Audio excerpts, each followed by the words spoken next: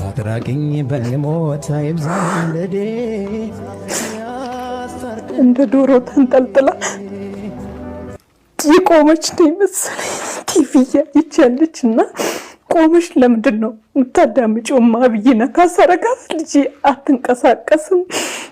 የምታጠናበት ወንበር ላይ በራሷ ቶርሽ ጫማ ላይ ፈተው ምንም አይነት ለማነቅ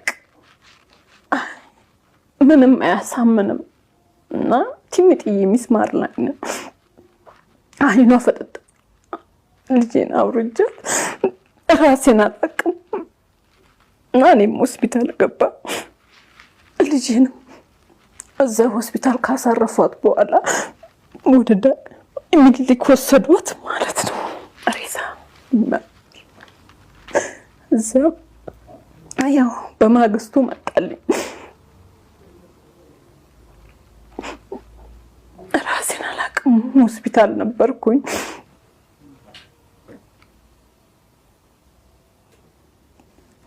በዛ ውስጥ መቅበር ግድ ነው።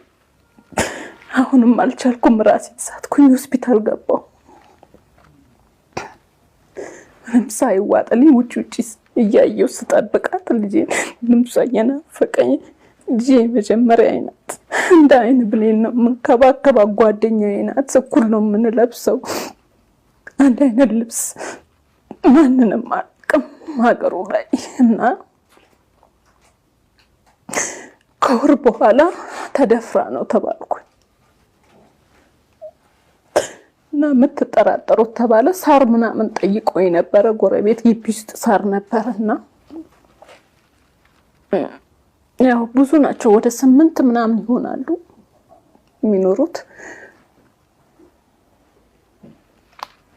እንደዚህ ተጋይተን ነበር አልኩኝ። የነበርኩበት ቤትም ተከተላይ መታ ተደውሎላን ነው ልጅቷ የወጣችው። የነሱ ልጅ ማለት ነው።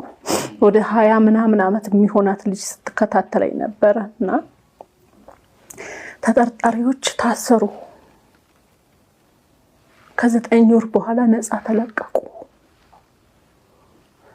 ያው ህግ ያውቃል። የልጄ ጉዳይ ግን እነሱ ከተለቀቁ በኋላ ምንም አይነት ፍንጭ የለም። በቃ ሰው እኮ ዶሮ እንኳን ሲሞትበት ይፈልጋል መብት ያጣውና ከኔ ጉዳይ ይልቅ ልጄ ሰላም ነሳች። በቃ ማለት ምንም ማድረግ አልችልም። ስለ ሚዲያ ምንም ማቅ